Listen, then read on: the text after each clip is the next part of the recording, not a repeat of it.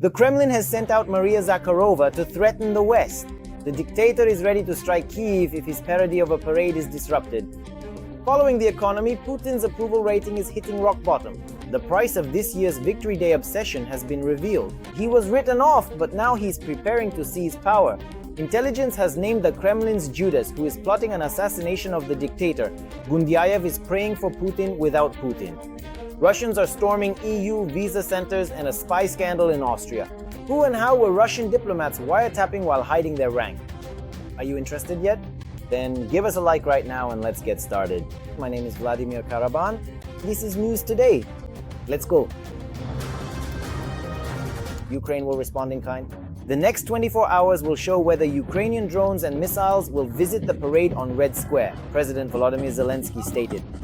In his address from Bankova, he acknowledged without hesitation, Russia ignored the proposed ceasefire and struck cities in various regions of the country, both before and after midnight on May 6th. We will decide on our completely fair. We will decide on our perfectly justified responses. Russia received from us a clear proposal from us regarding silence and diplomacy and knows how to contact Ukraine or its partners to coordinate the details. If that one individual in Moscow who cannot exist without war is only interested in one parade and nothing else, then that's a different matter. In turn, the Russian Foreign Ministry sent Maria Zakharova before the cameras, and she voiced the Kremlin's ultimatum.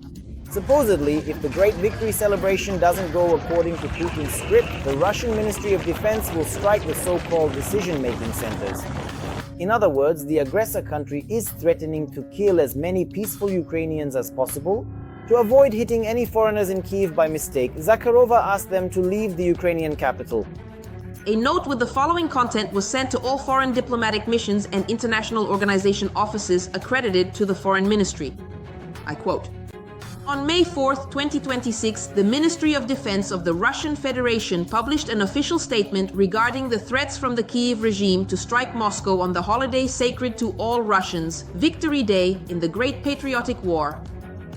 The Russian Foreign Ministry strongly and unequivocally urges the relevant authorities of your country, as well as the leadership and senior management of your esteemed organization, to treat this official statement with the utmost seriousness, responsibility, and attention, and to ensure without any delay the timely and organized evacuation of all diplomatic staff, other personnel, and citizens from the city of Kyiv.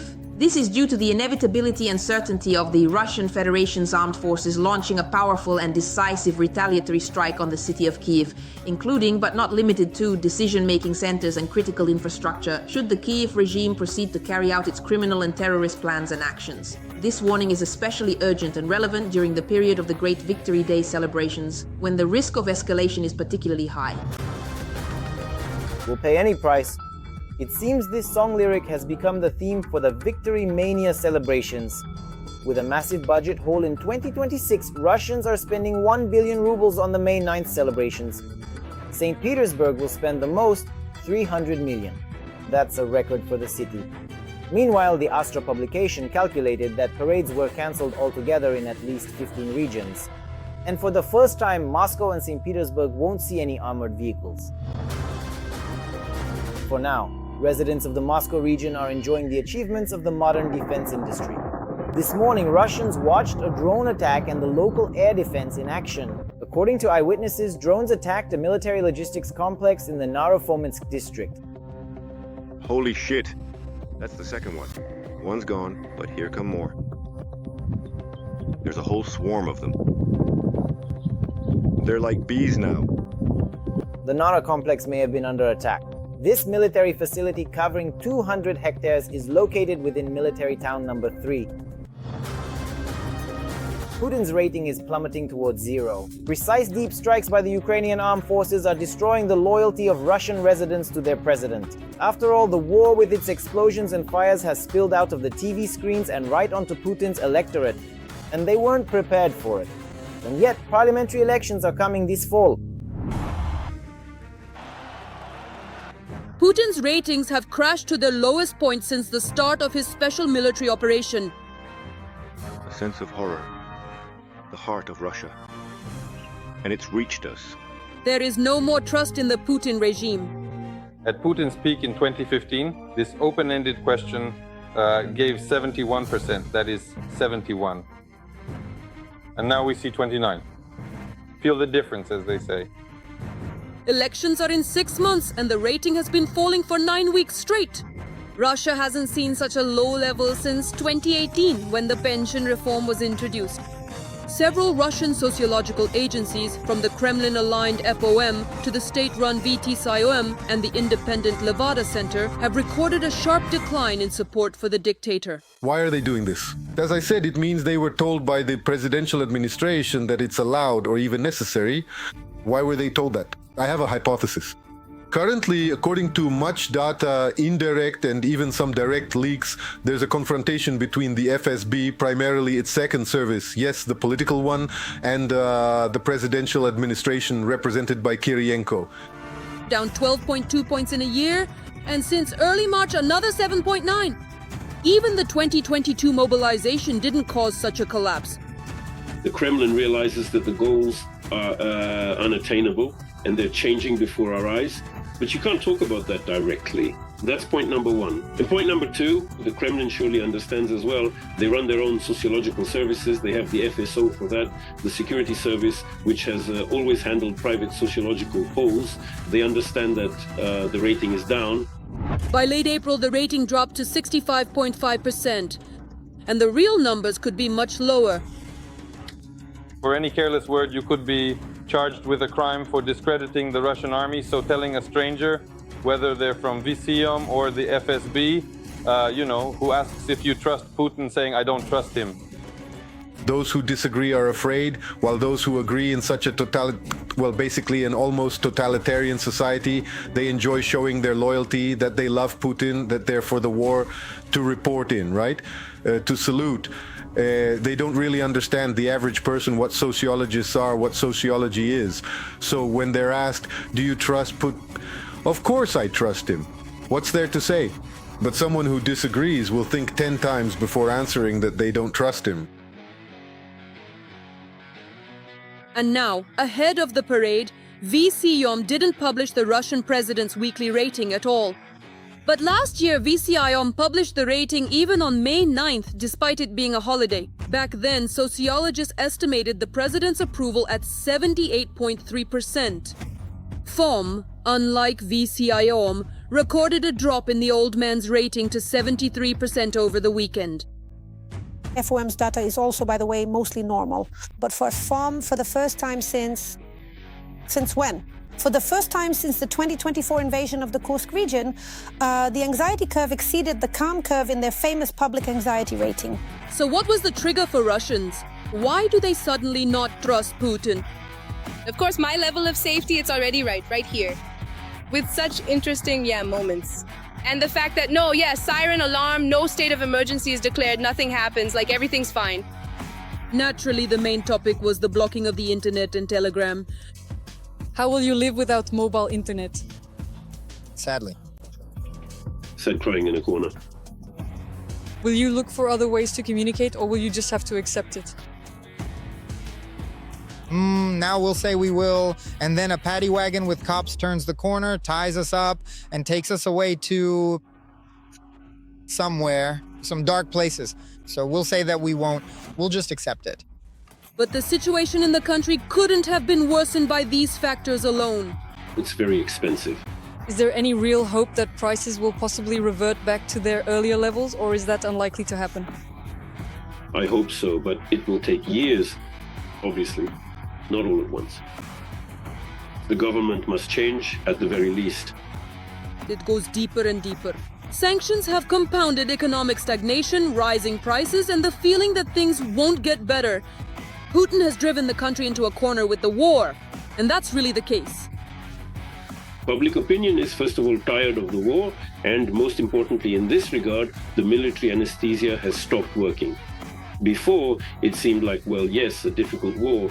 We need to unite, overcome temporary hardships, as Putin is trying to explain now, that the hardships are temporary. But Russia is eternal. It seems that the hardships have already become permanent. The situation is worsening, and doubts are appearing as to whether Putin's Russia is truly eternal. Rising prices, economic downturn, falling industry. Naturally, the atmosphere in the country was also affected by Ukrainian drone attacks deep in the rear.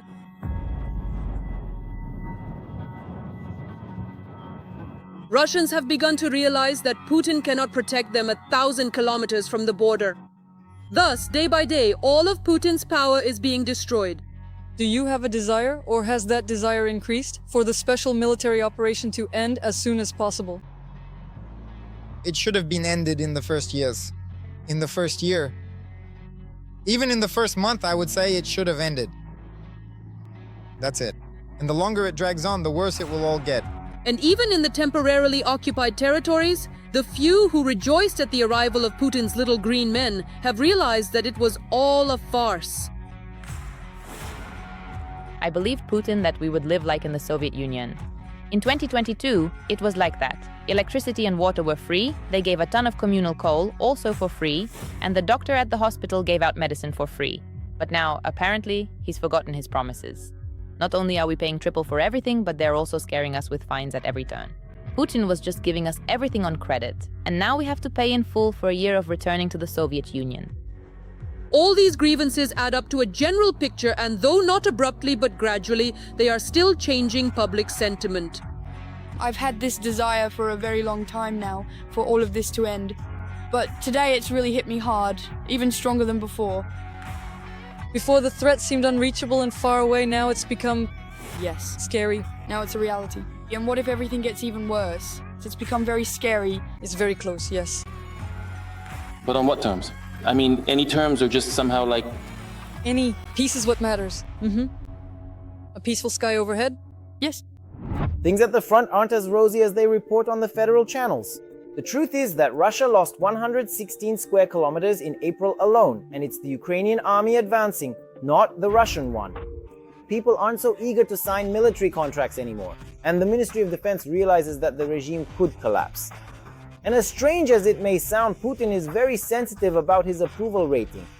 He is very sensitive about his approval rating. It seems, what are ratings to him, right? He's a dictator, an authoritarian ruler. No, he cares. He wants his people not only to fear him, as Hobbes said, but also to love him. And that's why he watches how much they trust him, what his ratings are. And so they present him with real bad declining ratings, so that in those folders, right, he sees these ratings and says, what's this? What on earth is going on here? There's little trust in the bunker dictator even among his own, and he needs to fix the situation urgently because he knows power and popularity are his strength. That is, the more popular you are, the less you need the stick, the less you need the security forces.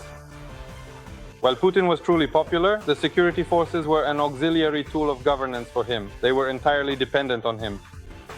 Now the dependence is mutual, they depend on him, and he depends on them, because now they are the primary tool of governance. Without them, he won't last long. Putin is unlikely to be able to raise his rating now. The people have a lot of questions for him. Well, and his little helpers will drive Russia to the brink themselves.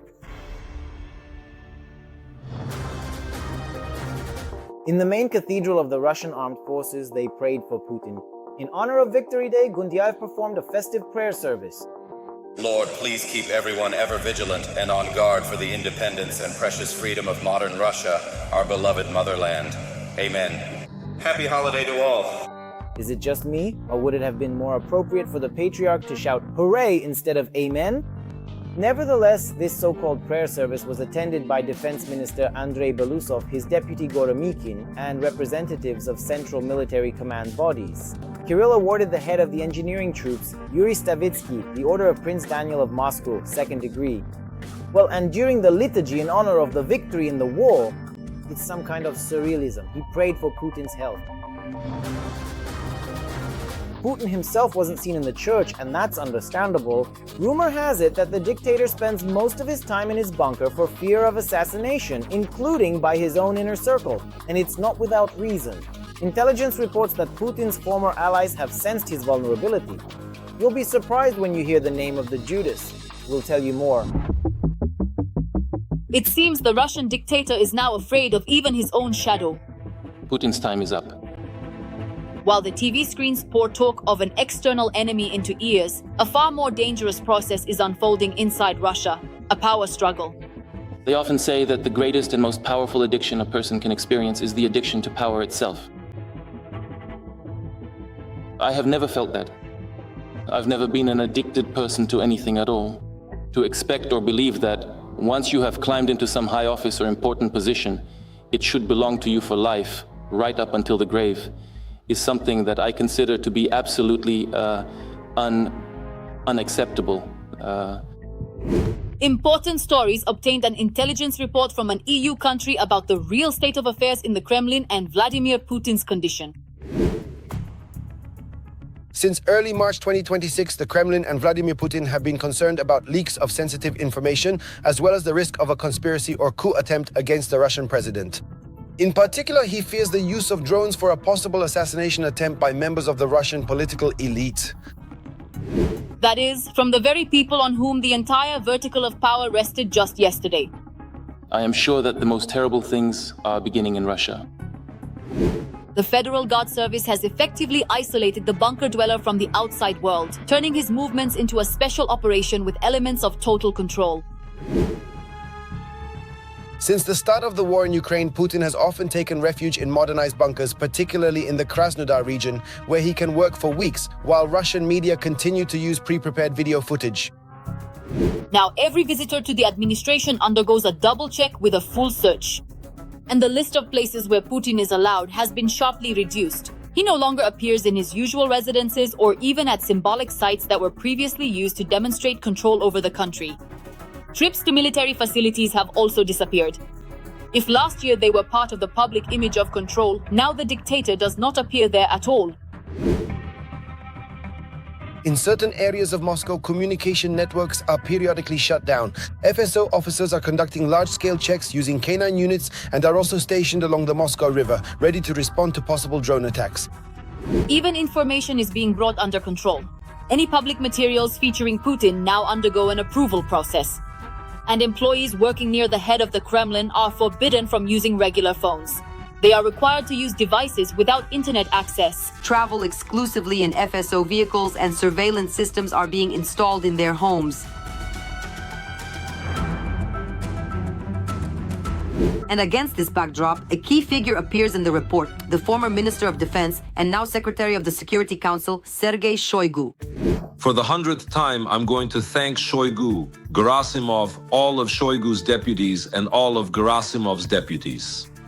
These are wonderful people who have so thoroughly looted this stupid Russian country and the stupid Russian army. They've looted it so much, they've made our tasks so much easier. It is Shoigu whom European intelligence views as a potential factor of destabilization and therefore as a possible source of threat to Putin himself. I wouldn't be surprised if tomorrow it turns out that someone like Shoigu was working for Ukraine. The arrest of his closest associate, Ruslan Salikov, was also telling. And after the murder of Lieutenant General Afanasy Sarvarov, this rift came to the surface. Instead of a unified reaction, the security forces began openly shifting responsibility onto one another. At a closed meeting, Chief of the General Staff Gerasimov accused the special services of security failures. The FSB, in response, shifted the blame to the military, while the National Guard stated it was not obligated to protect the Ministry of Defense. In the end, Putin himself had to step in to quell the conflict.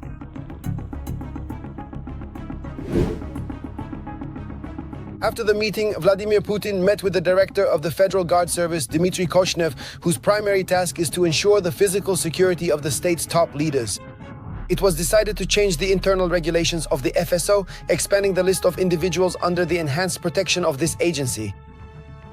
Moreover, according to sources, it is the FSO officers who are behind the mass internet outages in Moscow.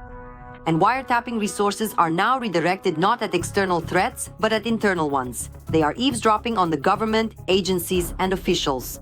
And as the icing on the cake, this year, not a single State Duma deputy received an invitation to the May 9th parade. Well, this is already the end. The system, which for years was held together by fear, is beginning to devour itself. Russia's resources are shrinking, risks are rising, and security guarantees no longer work. And now everyone within this hierarchy understands he could be the next target.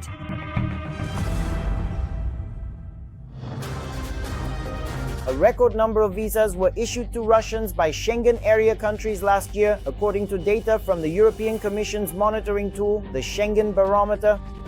In 2025, citizens of the Russian Federation submitted 670,000 applications, of which 620,000 were approved. Growth is observed across all statistical points.